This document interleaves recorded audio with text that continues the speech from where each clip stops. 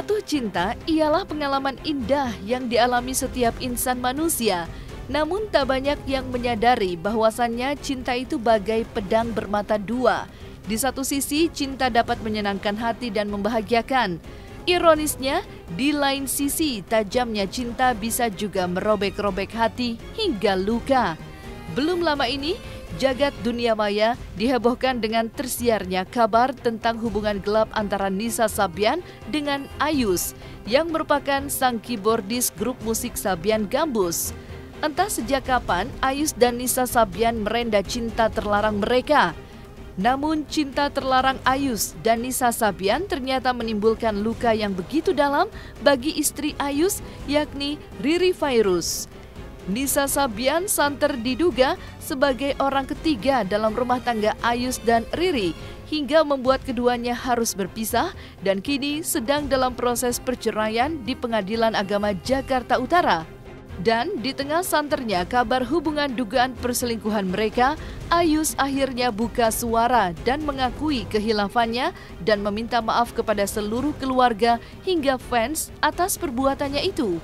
Dan hubungan terlarang antara Ayus dan Nisa Sabian yang diduga telah berjalan sejak 2018 lalu itu semakin dalam. Ayus secara terang-terangan memanggil Nisa Sabian dengan sebutan Umi, menyiratkan ada kedekatan spesial di antara mereka. Tidak hanya sekali, panggilan itu pun ternyata juga didengar langsung oleh Ustadz Zaki Mirza saat tengah berbincang bersama Nisa dan Ayus beberapa waktu lalu. Dan benarkah Ustadz Zaki Mirza sampai heran dan bingung ketika mendengar Ayus memanggil Nisa dengan sebutan Umi? Dan dugaan jalinan cinta terlarang antara Nisa dan Ayus itu pun sekejap mendulang berbagai macam reaksi kecewa di jagat hiburan. Tidak hanya dari kalangan keluarga, fans grup musik Sabian Gambus pun begitu kecewa dan tak menyangka adanya cinta terlarang yang tumbuh antara Ayus dan Nisa Sabian. Saksikan selengkapnya di Cumi Camp In Depth berikut ini.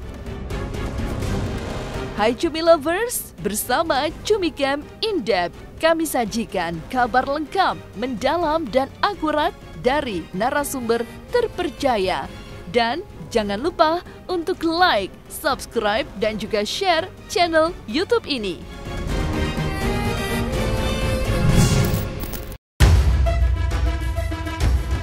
Jagat hiburan tanah air belakangan ini dihebohkan dengan kabar dugaan adanya hubungan spesial antara Nisa Sabian dan dengan sang keyboardis grup musik Sabian Gambus, Muhammad Fairuz atau yang dikenal dengan Ayus. Dugaan hubungan Ayus dan Nisa Sabian pun bagai bola panas yang masih menggulirkan pro dan kontra di sosial media. Pasca pihak keluarga buka suara dan mengungkap adanya dugaan perselingkuhan antara Ayus dan Sabian yang menimbulkan prahara dalam rumah tangganya dengan Riri Fairuz, Ayus akhirnya muncul ke publik. Lewat sosial media pribadinya, Ayus secara terbuka mengutarakan permintaan maafnya yang diucapkan seperti berikut ini. Saya dengan penuh kesadaran dan ketulusan ingin memohon maaf kepada istri, keluarga, teman-teman Sabian dan semua yang merasa tidak nyaman dengan kehilafan yang saya lakukan. Permintaan maaf Ayus sang keyboardis Sabian Gambus lewat sosial media yang secara khusus ditujukan kepada sang istri Riri Fairuz, keluarga besar hingga secara terbuka mengakui kehilafannya. Hal itu justru berbanding terbalik dengan sikap yang diperlihatkan pihak Nisa Sabian. Bagai dua kutub yang saling berlawanan, pengakuan Haji Komar, ayah kandung Nisa Sabian menanggapi kabar putrinya dituding diduga menjadi perusak rumah tangga orang justru penuh teka-teki. Iya, betapa tidak, di tengah keluarga besar Riri Fairuz dan Ayus yang begitu terpukul dengan kabar dugaan adanya cinta terlarang antara Nisa dan Ayus, pihak keluarga Nisa justru menanggapi kabar tersebut sebagai kabar biasa saja dan tidak benar. Bahkan tudingan ketika Nisa Sabian disebut sebagai perebut laki orang atau pelakor, seperti yang ditudingkan netizen, pihak Nisa justru membantah hal itu. Dia berdua Umi dengan Mas Ayus itu kan ada informasi nikah ini Pak, mohon maaf dari pihak keluarga menanggapnya seperti apa Pak? Saya jawab ya, tidak benar. Tidak benar itu. Saya kan tahu betul. Umi itu anak saya. Itu tidak benar. Bisa jadi pihak ketiga atau apa gitu. Nah, itu menurut Bapak gimana sih, Pak? Itu sebenarnya bohong, nggak ada lah, saya nggak tahu ya. Sebab dia ceria-ceria biasa aja. Jadi nggak ada yang aneh lah. Nggak ada yang aneh. Saya sudah anjurkan dari sana dulu, klarifikasi. Kita juga mau doanya secepatnya lah. Supaya ini orang tua siapa sih yang nggak mau cepat-cepat ini selesai reda, kemudian berangsur hilang. Kemudian kita kumpul kembali dengan bersuper hati-hati kan begitu. Alhamdulillah sehat. Jadi nggak ada yang mencurigakan lah. Dia enjoy aja. Dia di sini biasa kalau di rumah tuh kayaknya gatel pengennya ngelagu. Yang apa namanya banyak tek-tek vokal aja. Dia suka banyak belajar dari kurang dan lebihnya seperti apa kan. Kalau dia sih senyum-senyum aja. Jadi nggak ada gitu. Sepertinya biasalah kayak gitu. Nah kan begitu aja paling jawabannya.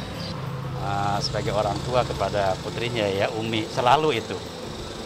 Awas, jangan tinggalkan sholat. Hindari hal-hal yang kurang pantas, apalagi sampai apa namanya kalau kita lihat di TV yang melawan apa negara seperti ya yang nggak pantas lah dilihatnya itu aja. Kalau masalah itu kan sifatnya pribadi ya. Jadi kalau buat saya biasa-biasa aja. Ya kalau misalnya masalah itu biasa, mungkin barangkali Allah mau ngangkat derajat itu aja. Ya sekarang jawabannya siapa sih? Ya jangan pun kalangan orang tua, anak-anak aja kan begitu aja. Orang tuh ya cuma mintanya dorongan doa aja buat anak. Mudah-mudahan ini anak sehat selamat di mana aja. Kalau masalah itu kan udah apa namanya, udah jalannya dari Allah seperti itu kan. Ya kalau saya nggak mengambil metik hikmahnya aja, mudah-mudahan ini Allah akan lebih mengangkat derajat mereka. Anak saya maksudnya ya. Iya mungkin makin ke depan makin gelombangnya makin hebat kan begitu. Ya intinya semua keluarga shock kali justru yang menghujat KRI, menghina KRI, bilang pansos, difitnah, Masya Allah. Kalian semua tidak tahu apa yang sebenarnya terjadi, apa yang KRI alami selama ini, mencoba berpura-pura bahagia di depan banyak orang, padahal sesungguhnya KRI sangat merasa sakit hatinya. Ya teman-teman media dan para netizen sudah pandai menilainya lah tentang berita yang sudah beredar di luar sana. Karena kakak saya itu memendam semua ini dan benar-benar tidak bercerita ke siapapun gitu, karena kakak saya cukup sabar. Bagaimanapun apapun kesalahannya, dia tetap abang saya.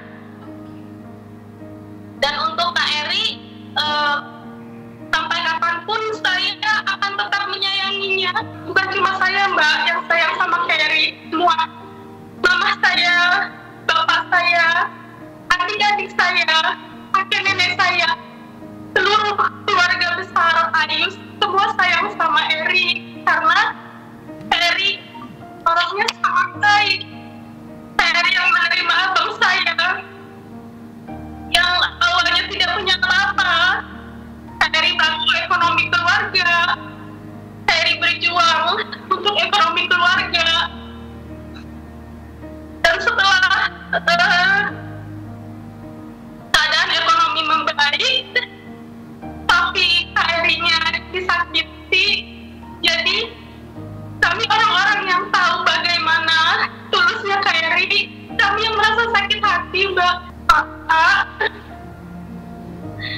Kita keluarga dengan AA yang dulu kembali bersama KRI.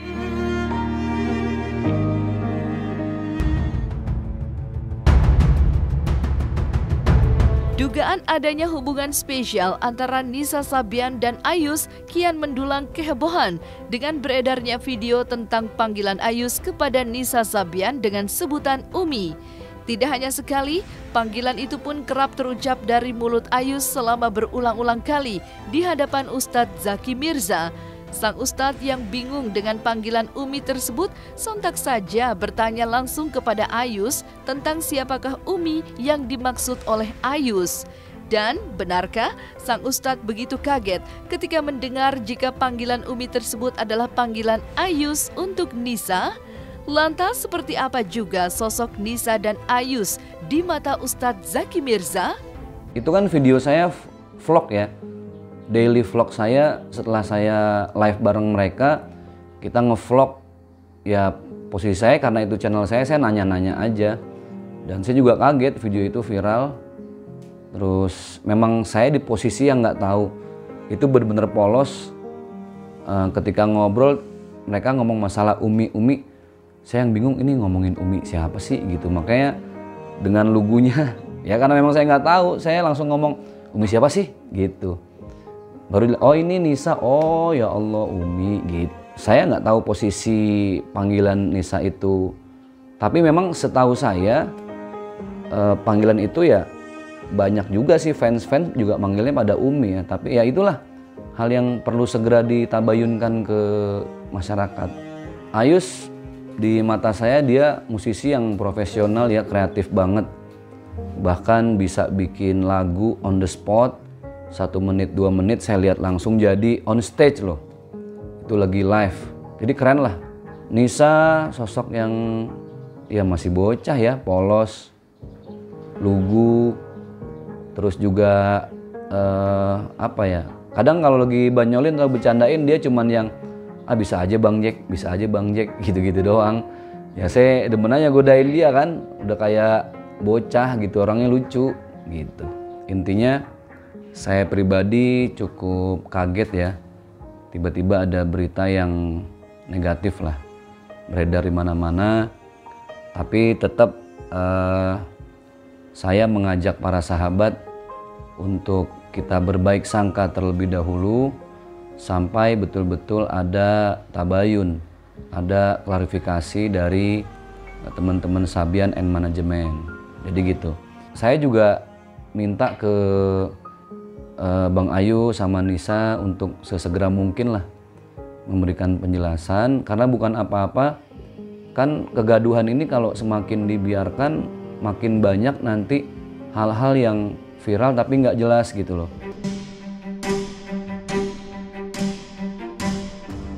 Melihat banyaknya bukti yang beredar di media sosial yang mengulik gerak-gerik Nisa dan Ayu selama ini, dugaan adanya jalinan hubungan cinta terlarang antara keduanya semakin mendekati titik terang. Terlepas dari dugaan adanya orang ketiga dalam rumah tangga Ayu Sabian dan Riri, seperti apa komentar psikolog menanggapi fenomena orang ketiga dalam rumah tangga tersebut? Dan apa yang mendasari seseorang bisa bermain api dalam rumah tangganya? Gak ada alasan pasti sebenarnya, jadi nggak bisa menjamin apakah kejenuhan itu berpengaruh dengan perselingkuhan ataupun rasa bosan dengan fisik, ketidakpuasan dengan fisik pasangan bisa langsung berkaitan dengan tindakan perselingkuhan ataupun putusnya sebuah komitmen. Tapi yang jelas selalu diawali dengan tempat dan orang yang salah gitu. Pada umumnya orang tuh hampir nggak mungkin kepikiran suatu hari aku mau selingkuh atau mau punya istri 2 atau mau punya suami 2 gitu. Kayaknya hampir nggak mungkin gitu. Tapi ketika mereka merasa ada masalah dan ditambah ada waktu, ada tempat dan orang yang salah, akhirnya terjadi perselingkuhan itu. Misalnya saja apakah dia memang mencari orang yang lebih mapan kah, lebih gemong kah, ataupun dulu semasa perkembangan dia di masa kecil ada masalah daddy issue kah, jadi dia merasa kurang attachment, kurang dekat, kurang ada sosok ayah, jadi dia mencari sosok ayah di luar. Ada hal yang bisa kita kendalikan dan ada hal yang nggak bisa kita kendalikan. Salah satunya hal yang nggak bisa kita kendalikan adalah kepercayaan terhadap tindakan orang lain. Seberapa besar pun kita menjadi orang yang sangat baik, kita provide semuanya, kita beri kepercayaan 100% dan dia dibikin senyaman mungkin pun tetap aja ada kemungkinan seseorang bisa selingkuh. Jadi sekarang kalau memang hal itu sudah tidak bisa diharapkan lagi, sebaiknya kita fokus pada hal-hal yang masih bisa membuat kita masih berharga untuk kita. Ketika dia kehilangan semua itu, kebayang nggak sih apa yang udah kita bangun dari awal tiba-tiba harus hilang? Pasti kan ada rasa putus asa juga, ya mungkin bisa mengarah ke depresi loh kalau memang kita teruskan seperti itu. Ketika dia kehilangan semua itu, kebayang nggak sih apa yang udah kita bangun dari awal tiba-tiba harus hilang? Pasti kan ada rasa putus asa juga, ya mungkin bisa mengarah ke depresi loh kalau memang kita teruskan seperti itu. Sebenarnya kan rumah tangga itu lebih ke masalah komunikasi ya menurut saya. Bagaimana satu dengan yang lainnya saling memberikan rasa aman dan nyaman. Ya kejujuran itu memang modal utama dari keberkahan rumah tangga ya, apa adanya lah gitu. Saling menjaga, saling setia, kan prinsipnya ke situ. Dan kenapa dinamakan rumah tangga itu kan karena memang orang berkeluarga, berumah tangga sama kayak fungsi tangga, fungsinya buat naik sama turun. Orang kalau sudah menikah, berumah tangga bisa jadi derajatnya naik, diangkat oleh Allah ketika rumahnya menjadi surga, penuh dengan kejujuran, kesetiaan, dan lain sebagainya. Tapi sebaliknya, derajat orang yang menikah bisa turun ketika asas rumah tangganya sudah diawali dengan ya berbohong, saling mengkhianati, dan lain sebagainya gitu. Sekali lagi, semua kembali kepada landasan agama. Al-Quran jelas bahwa berumah tangga itu adalah bahtera untuk saling belajar, mendewasakan diri masing-masing.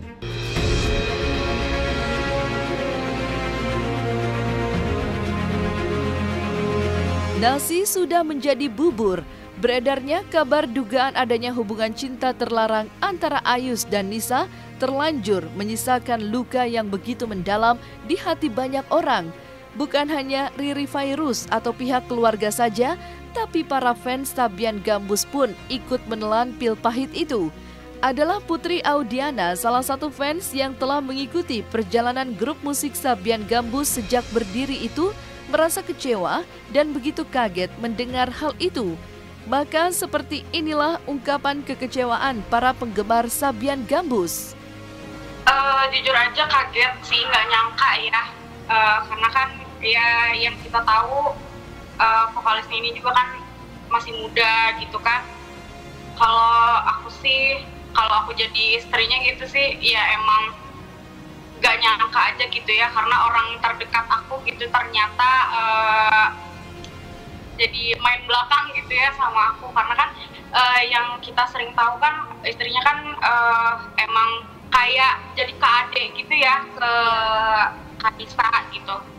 Kalau ke Nisanya pribadi, aku sih kecewa, nggak nyangka aja gitu, karena kan yang kita tahu karena dia sering membawakan lagu yang religi ya, yang kita anggap itu dia tahu gitu ya, dan dia juga perempuan, jadi ya masa sih gitu nggak mikir sampai ke situ gitu. Apalagi kan yang dia rebut itu kan suami orang gitu, ayah dari anak-anak gitu. Jadi ya nggak nyangka aja gitu, apalagi kan dia kan masih muda, cantik, masih mungkin bisa dapat yang lebih baik, yang lebih sepadan lah gitu sama Nisa. Terus terang memang sangat disayangkan berita yang beredar dari salah satu artis muda kita, Kak Nisa Sabian. Beliau adalah artis yang sangat berbakat, sangat memberikan kesan, simbol yang sangat islami, idola anak muda. Namun memang begitulah manusia, selalu memiliki titik kekurangan, titik kelemahan. Ngefans dengan lagu-lagunya Nisa Sabian, sangat enak didengar. Bahkan kalau kita dengernya di Masjidil Haram itu enak sekali itu dengar lagunya Nisa Sabian. Lirik-liriknya, suara merdunya sangat nikmat sekali. Luka yang ditimbulkan Ayus dan Nisa Sabian begitu membekas di hati para penggemarnya. Bahkan grup musik Sabian Gambus terancam kehilangan popularitas dan juga penggemar dengan adanya kabar miring tersebut. Bahkan tak main-main, penggemarnya pun siap mengambil langkah tegas dengan tidak mengikuti perkembangan grup musik tersebut jika Nisa dan Ayu tidak memberi klarifikasi secepatnya perihal kabar miring tersebut. Dari mulai awalnya mereka booming sih ya, dari lagu-lagunya yang mereka awal bawain itu kan langsung booming tuh. Nah itu udah mulai aku ikutin sampai sekarang. Terutama penyanyinya ya, karena penyanyi kan masih muda, perempuan, cantik pula gitu. Terus lagu-lagunya juga bawain lagu-lagu religi. Jadi menurut aku itu jarang gitu ya sekarang anak-anak muda yang mau ngebawain lagu-lagu religi kayak gitu, karena sekarang kan banyaknya yang lagu-lagu pop kayak gitu-gitu. Ke orangnya sih mungkin jadi nggak respect kali ya, tapi kalau karyanya, karena menurut aku karyanya bagus, karyanya bikin umat muslim juga selalu ingat lagu-lagu religi. Itu kan dia kan bikinnya kan kayak sholawat dan kayak gitu. Itu tuh bikin mempermudah kita menghafal sholawat yang mungkin tadinya nggak tahu jadi kita tahu gitu. Kalau karyanya sih aku masih akan terus menikmati. Tapi kalau ke orangnya mungkin aku kurang respect gitu ya. Mungkin kedepannya kalaupun bakal jadi solo karir atau masih dengan grup yang itu kurang tahu. Kalau mungkin nanti klarifikasinya mengecewakan, mungkin aku bakal nge-unfollow kali ya. Nisa sama keluarganya Bang Ayus dan Kak Riri, aku sih berharap semoga dengan adanya kasus ini atau isu ini bisa cepat diselesaikan dengan baik. Kita juga kan belum dengar secara langsung dari Kanisanya dan Bang Ayusnya tentang kebenaran isu ini.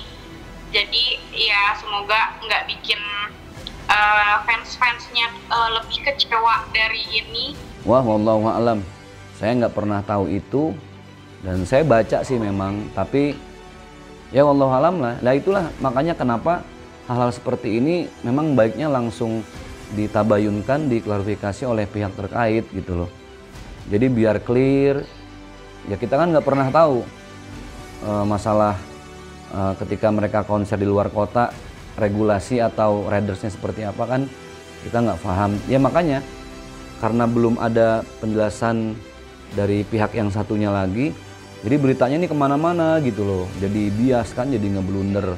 Udah ya kita sebagai teman nasehatin lah ya, watawasau bil haq watawasau bis sabr. Dalam hal kebenaran, dalam hal kesabaran kan kita kudu saling nasehatin. Saya bilang ya cepet diklarifikasi aja. Ya apapun kenyataannya, insya Allah kalau lillahi ta'ala itu juga jadi maslahat buat semua. Buat Mbak Riri juga, ya beliaulah Mbak Riri yang paling tahu sikap terbaik seperti apa. Kita semua mendoakan dalam hal ini doa yang terbaik untuk semua pihak dalam masalah ini.